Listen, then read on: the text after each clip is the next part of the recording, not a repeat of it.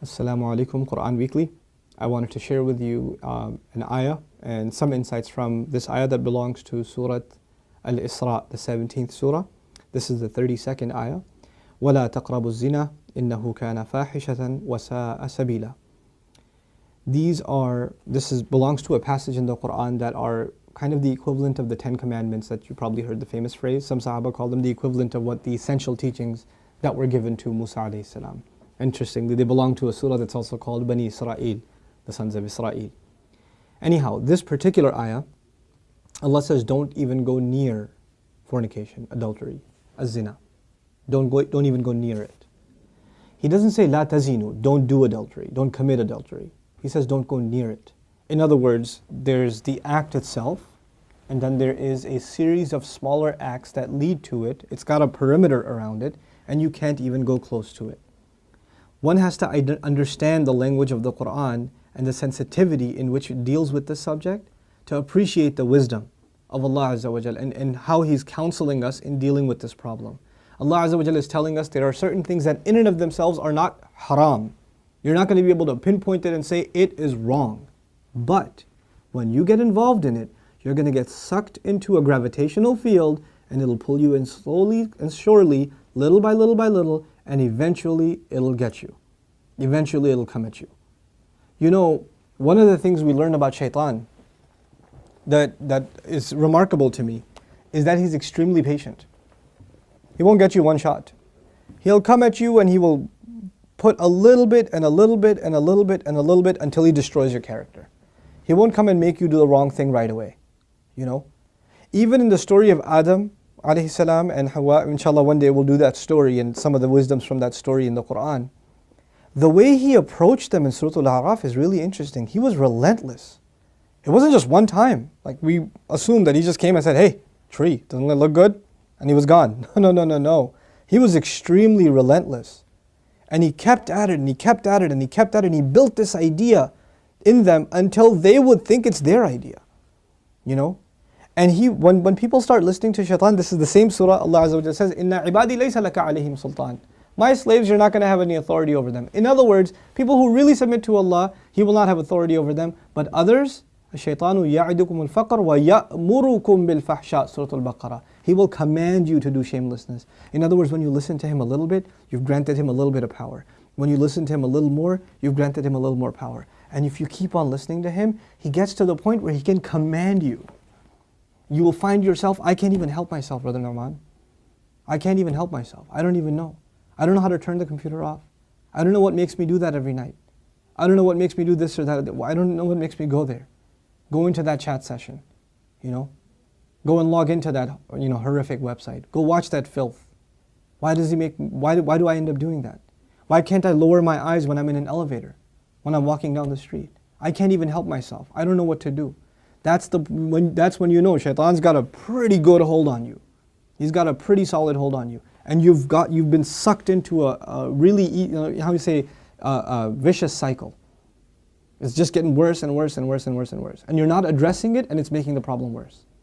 And it's destroying your spirituality altogether. Your relationship with Allah depends on a heart being clean. Every time you're exposed to filth, more dirt, more blackness, more covers are poured on top of your heart.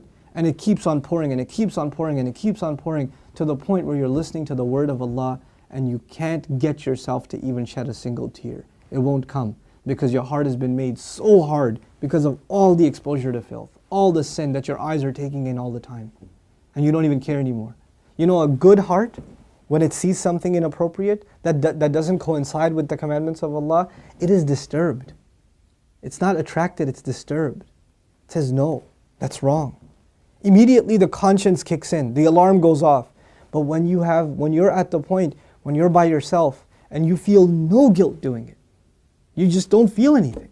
You don't feel that it's wrong. The only thing before you stare at a sister, you look around like, is anybody else watching? And then you take a good look. That means the fear of Allah is completely gone. The only fear you have is that of the seen. There is no more fear of the unseen. What a horrible spiritual state to be in. Allah says, يَعْلَمُ خَائِنَةَ الْأَعْيُنِ وَمَا تُخْفِي الصُّدُورِ. He knows the stealing of the eyes, that little glance you caught. He knows that one, that little glance you took. What to speak of the stare. And He knows what the chests are hiding. You know why I brought up this particular ayah? Don't even go near zina. إِنَّهُ كَانَ فَاحِشَةً. It has always been considered a lewd, shameless, vulgar act. وَسَاءَ سَبِيلًا. And a horrible path. Allah describes it as a path. A horrible path. In other words, a path has steps. Right? A path is made up of steps. You have to identify which step you're in. What makes you get into this? And for each of you, there's a process, there's a cycle. You're in a room by yourself. You're after school. You've got a couple of hours before your parents get home. You're among a bunch of friends that don't have any standards. You have to identify what leads you to this sin every time, and you have to cut it in its tracks. You have to stop going down that path. وَسَاءَ سَبِيلًا. What's amazing to me about this ayah, where it's situated. Right after this ayah, Allah says, don't murder people. وَلَا تَقْتُلُوا النَّفْسَ الَّتِي حَرَّمَ اللَّهُ إِلَّا بِالْحَقِّ. Don't kill any person that innocent person essentially. Allah mentioned this crime first and murder second. Can you think of that? Like, we think of murder as this huge crime, right? But Allah says, when you violate the dignity of a human being, that's fahsha.